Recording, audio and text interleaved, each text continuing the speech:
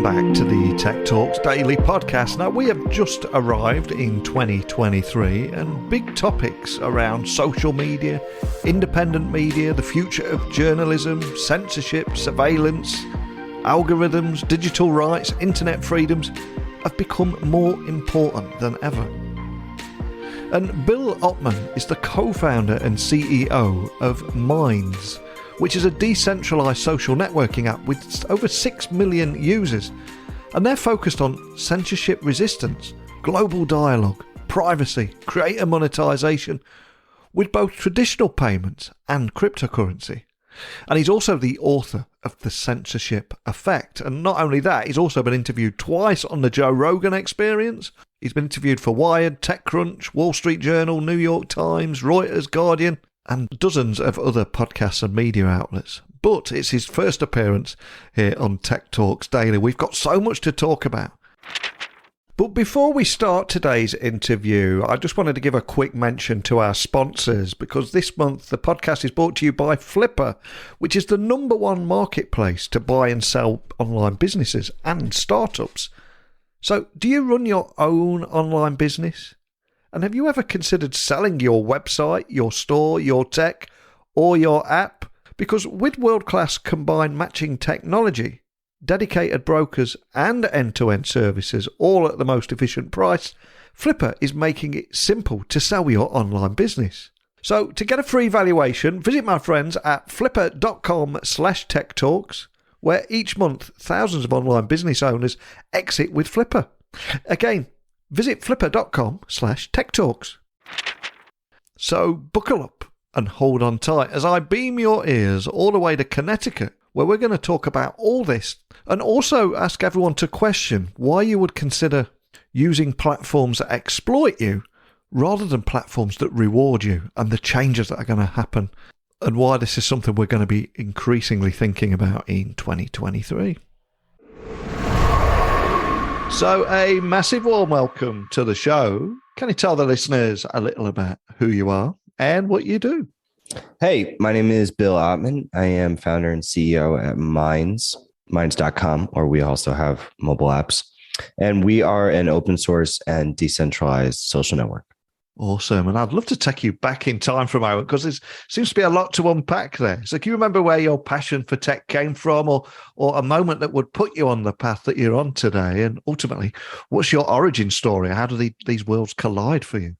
Yeah, I didn't really expect to get into tech, to be honest. I didn't study it in school. I, was an English major and used to organize music festivals.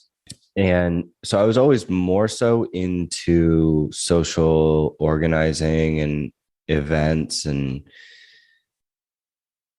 ultimately realized, though, that, live events are a huge headache.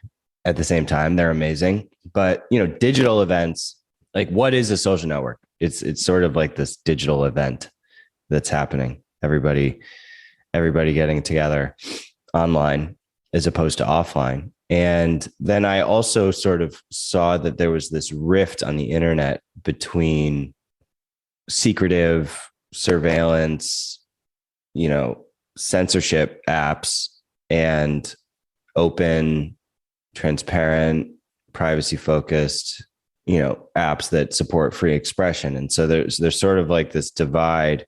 There's this digital divide between organizations, projects that have like underlying core philosophies and principles. And then there's this sort of darker part of big tech, which is much more extractive of the value of humanity. So I became very interested in that, and here we are. Awesome. And of course, that path would lead you to Minds, which is a decentralized social network and digital content marketplace. And that's one of the reasons I invited you on the podcast today, because I think the need for decentralized social networks is something that's really gathering momentum at the moment. So can you tell me a little bit more about the story behind the company and the problems that you set out to solve with technology there? Yeah. So it's really about putting the power back in the people's hands. And, when it comes to social networks, that means that you have to have control over your content, your data, your privacy. And so, yeah, I mean, that's what we do. We basically, so we're fully transparent with our software. So anyone can actually look at our code, even take our code and make their own app with our code.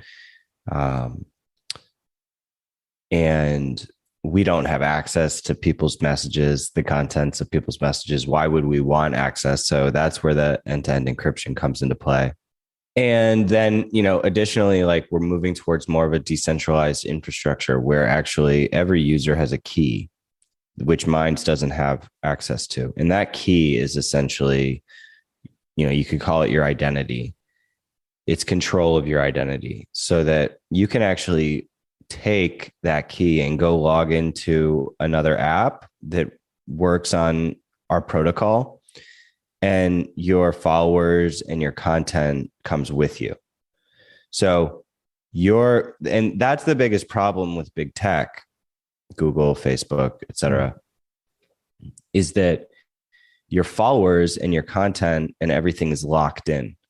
So if something happens to you, even if you don't, not even necessarily if you get banned, I mean, that's not really an issue for most people, but you can't just take the followers that you developed on Facebook and then go like access them somewhere else. It's all locked into Facebook. So that's a problem in our opinion. And we want to get rid of these switching costs and these lock-ins.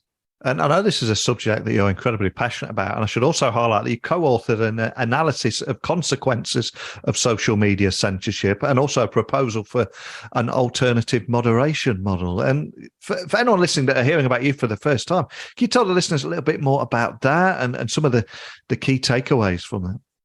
Yeah, that was a really wild experience to write. So that paper / kind of short book is called The Censorship Effect. And we wrote it with a handful of PhDs and researchers in, extremism and radicalization, and also with some de-radicalization experts like Daryl Davis, who's he's famous for helping de-radicalize over 200 members of the KKK. And as a Black man, he basically befriends KKK members and, through friendship sort of, convinces them over time that it doesn't make any sense, which is congruent with the point of the paper, which is that all of this deplatforming happening across social media is actually, under the guise of good intentions to, deal with nasty stuff like misinformation and hate speech. What it actually does is it further polarizes and radicalizes those people. So when someone say you're, I don't know, some, 50-year-old guy, sitting in your office a year and a half ago, and COVID is sort of on its, COVID is raging, but you're reading about it, you're researching it, and you post a study that you found that maybe is a little bit skeptical of some, official policy or whatnot. And then you get banned from Facebook and YouTube or Twitter for sharing that study. I mean, this happened in mass. So think about the psychology of that. You're just some guy, you share that, Facebook bans you for sharing this paper. Do you really think that act of deplatforming, what did that do to the psychology of that guy? Yeah. That guy probably is reinforced in his ideas about whatever it was that he was sharing. I mean, because it's not as if when you get censored, you suddenly say, oh my gosh, I was wrong. I had better change my mind. So, that what this paper does is it goes through all the actual empirical research in this realm that sort of proves, data wise, how where people go when they get banned and how their behavior changes. And it's really not good. So, our whole philosophy is that we want to allow as much speech as possible, not because we like that speech, just because we know that dialogue is the answer ultimately. And you're going to have the best shot at de-radicalizing people if you don't ban them. In fact, if you ban people, then there's no chance that they're going to be de-radicalized. So actually, the policies of big tech are making de-radicalization impossible. Mm-hmm. It's physically impossible. I mean, you can't even talk to them anymore. So you're certainly not going to, make them, engage in dialogue, which could potentially change their mind. So, that was a great experience to write that, because a lot of the debate around speech on the internet is very emotional. And we really are trying to de-emotionalize it and really look at it more from an empirical perspective. Like, because if I think the good thing is that most people agree that we want de-radicalization, but the method to achieve that is sort of polar opposites. Some people think we just need to ban it. Other people think that we need to, confront it. So many great points in that. And you are so right. It's all about dialogue. And I think that's, I suppose really it can only be social media. I mean, a few years ago, you'd sit next to a guy in a bar, you'd be at completely different ends of the political spectrum, but you'd have a debate about things, you'd agree to disagree, and then maybe you both learn something from each other. But now everyone's just so locked into their echo chamber and having their own opinions fed back to them that dialogue's gone, right? Yeah, it's certainly more difficult. And, these aren't part of the problem is that our attention spans have basically, they're just diminishing rapidly. And so people don't really have patience. We want immediate satisfaction when we have debates, and we want people to change their minds right away. But actually, that's not how it works. The process of actually changing your mind about a deeply held belief takes a long time, and it's really not easy. So, and actually, the harder you push on somebody to change their mind, the less they want to. So, you think you're going to get together with your family over the holidays and, talk about politics at dinner, and then suddenly you're going to convince your uncle of something. You're just not. But on a 10-year horizon, if you're not actually being annoying and pushing your beliefs too hard, but you are still sharing information gradually, that's really how change happens, because people need to come to their own ideas themselves and not be kind of bullied into it. Yeah, 100% with you on that. And of course, unlike Facebook, which mines your data to target you with more ads, my understanding is Minds doesn't monetize its users' data and offers people financial credits based on the content that they share. So can you just walk me through how that works? We basically are all about consent, and very clear consent when it comes to data. And additionally, we don't require any personal information from people, because we just don't think that is ethical. However, it doesn't mean that we don't use data at all for the user's benefit. We actually reward users for their contributions on the app in crypto, and we even have cash rev share programs. So the thing is, there's sort of nuance here. There's sort of a common meme that big tech mines your data and sells it. It's not quite so simple as that. It's not like they're just selling your data to, the highest bidder, like some sketchy data firm. They actually, there's very deep surveillance. So when you see an ad for some carpet that you may have just been talking about, or some creepy ad shows up, they actually don't want to they indirectly sell it to advertisers, but they're not like directly selling the data, but that doesn't make it any less creepy, because they are likely sharing that data with governments, and they're using that data to target you with not only ads, but content that is just in your regular news feed. So like your normal news feed on Facebook, it used to be like, oh, I follow my friend and I see their posts. And it was sort of this chronological feed. But now it's only like less than 5% organic to what you follow.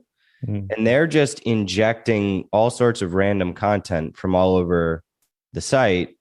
Well, it's not random. It's what the algorithm believes you are going to want to engage with.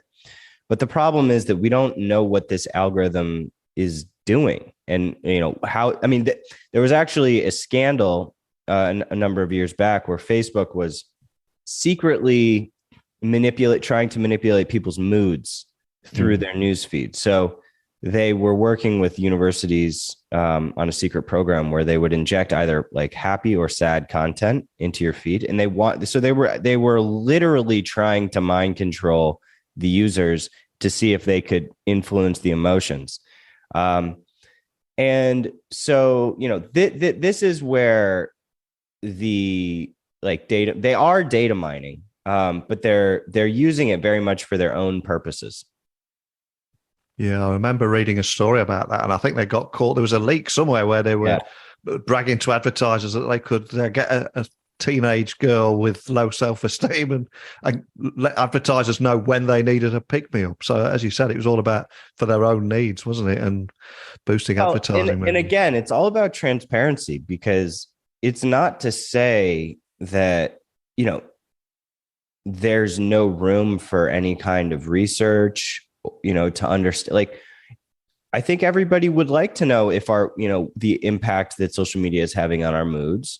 And if there's a way to make it so that social media doesn't make us depressed, I'm not saying that that's useless information.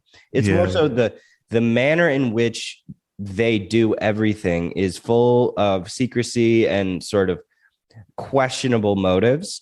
So that's why open source software matters so much, so that, the community can have transparency, and they just need to be asking people permission to do these things. The whole status quo is very much like, by default, you are going to be heavily surveilled. You're going to have this crazy algorithm that no one knows what it's doing. But it should really be the opposite. By default, there should be no algorithms and there should be no surveillance. And if you want to opt in to certain types of recommendations or certain experimental programs, then you should be able to opt into that. And Facebook should have the ability to, do all different kinds of tests. I mean, this is technology. Like, we're not trying to be anti-innovation. It just is, the whole thing is backwards. Yeah, 100%. And thinking about it, it is incredibly hard to believe that it's taken this long to even be talking about an open sourced, encrypted, decentralized alternative to those mainstream social networks that we're talking about here. And I'm curious, was this always your goal from the outset? And can you expand why it was so important to you as well? Yeah, I always thought that there was inevitably going to be an open source, decentralized alternative. Just because if you look at the history of technology, that's what we see. Look at Wikipedia as an interesting example, because you kind of have all these legacy encyclopedias, Britannica, Encarta. Back in the day, we all remember putting the CD-ROM into our computer to access the encyclopedia, and you had to pay $100 for that. And, along comes Wikipedia. I'm not saying that it's like the ultimate source of truth. They have their own problems. But the point being that it's fully open source, the code, both the code and the content. And it is totally dominant now. I mean, when was the last time you used another encyclopedia? Yeah, It's just so, and the same applies for browsers. So look at like Firefox or Brave browser. They're very dominant now, compared to Safari or like Microsoft. And also look at Linux, which is operating system that, not so much in the consumer sense, though it is becoming more popular as an OS, but for like businesses, Linux is fully dominant. I mean, it is the operating system that's pretty much powering like most of the internet under the hood. And you can go down the list. Like there's more open source. Like look at Bitcoin also. I mean, Bitcoin is now open source, decentralized money, and it's extremely dominant. It's going to take time for it to truly become mainstream. But I mean, look at what it's done in 10 years. It's unbelievable. And it sort of has a life of its own. There's not even really a company behind it. It just works, and it just spreads itself. It's almost like this organism. So why wouldn't that happen in social media as well? If it's happening in browsers, it's happening in operating systems, money. So my general thesis is that it's going to happen in every industry. So whatever app you're talking about, ultimately, I think that there will inevitably be an open source alternative to whatever kind of proprietary popular option is dominant. Because why would consumers, if you have two choices, one is proprietary and spies on you, the other is open and preserves your privacy and rewards you, and they have competitive functionality, why would you choose the one that is exploiting you? It doesn't make any sense. So I it's been ringing true, and I'm not alone in thinking this. I mean, even if you look at like reports from major firms like Andreessen Horowitz, they put out a report about open source recently, talking about how, because their original kind of meme was that software is eating the world, which is obviously true, but now it's that open source is eating software. So to have like, it's very clear when you look at the numbers that that this is happening. So and that's an amazing trend. It gives me hope for the future of the web. Yeah, and you used a powerful line a moment ago there. Why would you choose the option that exploits you versus the version that rewards you? And I've seen that with the battle of the browsers between Google and the Brave browser. I've been a big fan of Brave for a long time now. And there really just seemed to be an appetite for change, especially among younger users. And I'm curious, what kind of feedback have you received from your millions of users? Do you get to hear any stories and feedback from your community? Oh, yeah, people get this. I mean, they don't understand why they would give their energy to corporations that don't have their interests in mind. It just doesn't make any sense. Like the only reason that you would do it is pure convenience, and just because that's where a lot of people are still.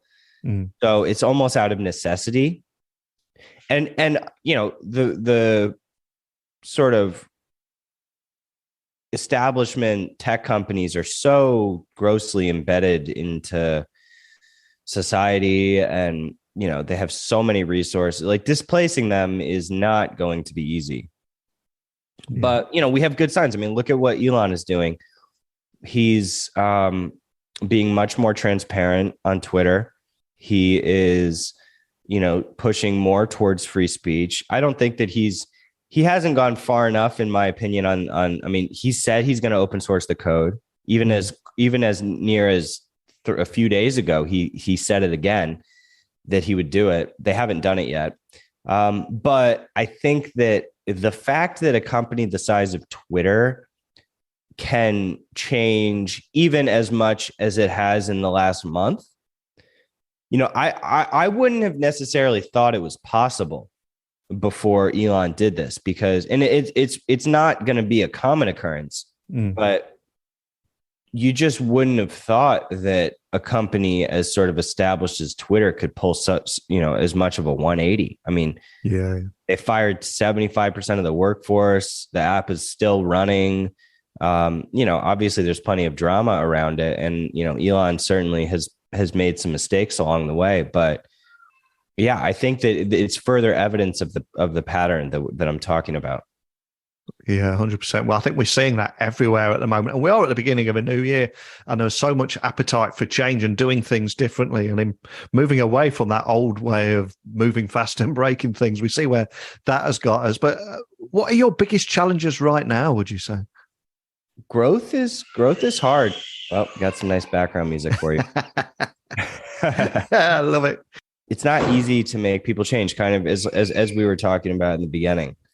So even if people understand the problems with big tech, they have these established followings. They put in like a decade of work to build up their Facebook or whatever it is. And it's it's not easy to just change.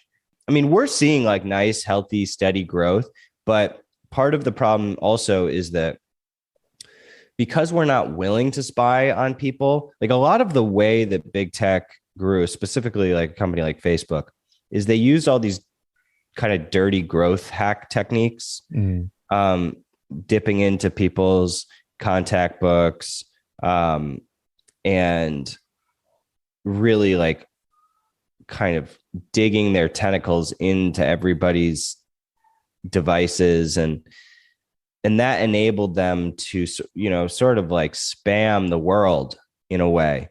And because we're not willing to do that in the same way, we have to be more creative about how we can achieve this growth. But it's happening on its own very organically.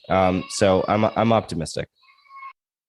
You've done a fantastic job of giving an overview on this topic and the work that you're doing here. And I am conscious there's probably more than a few members of your loyal community listening and hoping for a few teasers on what they can expect this year. So is there anything you can share about what you're working on and what we can expect from Minds in 2023? Yeah, so we're rolling out a whole revamp of our boost system. So as I mentioned, we have this reward system where you earn tokens for your contributions, and those tokens are actually worth views. So when you earn them, you can boost your content for more views. We want to give people more exposure, not less. And so we have a whole new kind of dynamic bidding system coming out for that. We're going to be decentralizing further. We've integrated with a protocol called Noster, which is blowing up right now. It's basically, it stands for notes and other stuff transmitted by relay.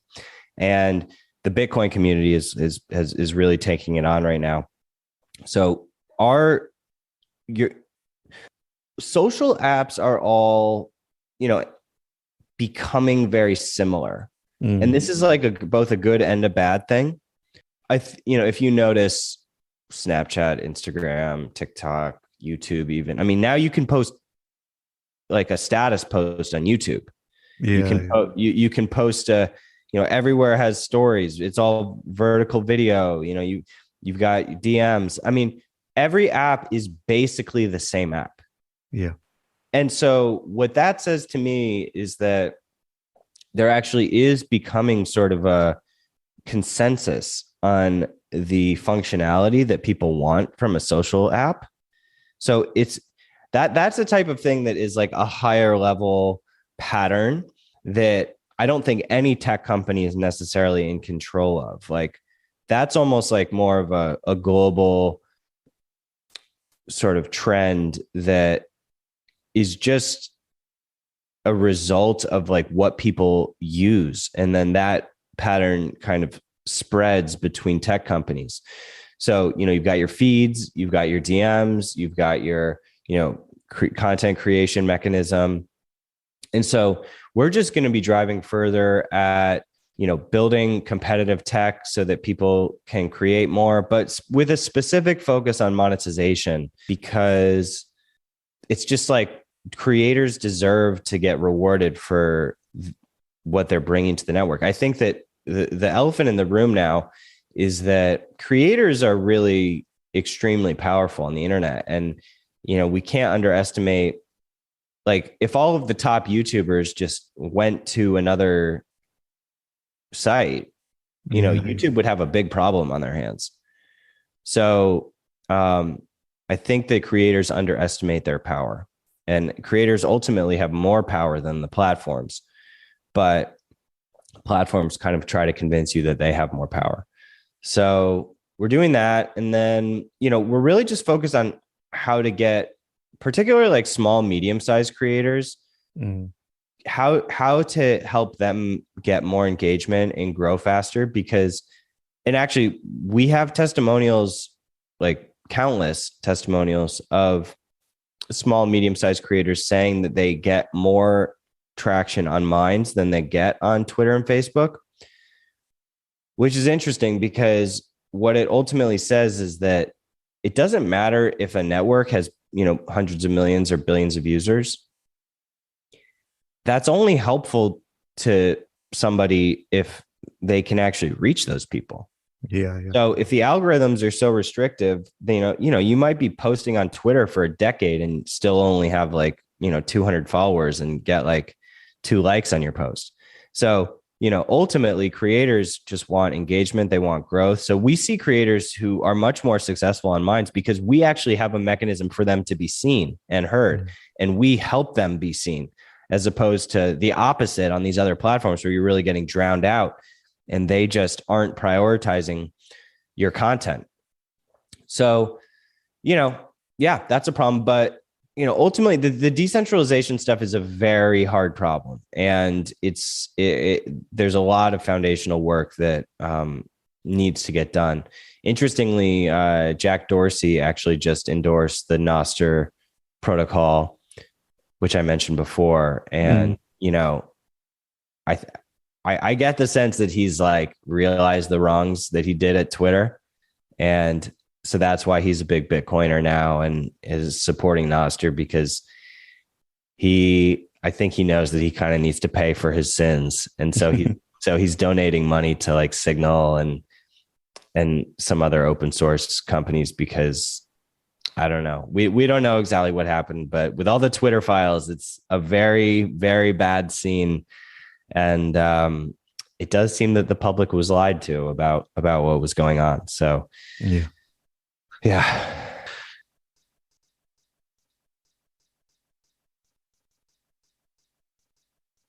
So here's a book. It's called Superminds, and the surprising power of people and computers thinking together, by Thomas Malone, who's an MIT researcher. Actually, Superminds is a whole division at MIT. And, I'm very interested in kind of the intersection between crowds and technology. And we actually just launched, ironically, before I even knew about this book, we just launched a feature called Supermind on Minds. And then I was just kind of searching the term to, see other uses of it. And I found this book. So it was very funny. But what that feature does on Minds is, so I could send you an offer, Neil, to answer my question. Oh, okay. And reply to me. And that can be in cash or crypto. And you get a notification saying, hey, Bill's offering you, $20 to reply to his post. And so that's the basic mechanism. It's sort of this bid and offer system for fans to get replies from their favorite creators, which we're really excited about because, it's a great way to support creators that you love, and you get direct personal engagement with them.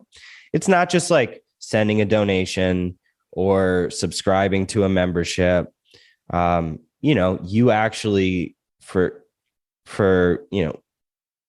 whatever you have a good shot at getting a reply just for sending a Supermind. So it's a feature that I haven't seen anywhere else. So it's really interesting. Maybe we'd love to give it a try with you.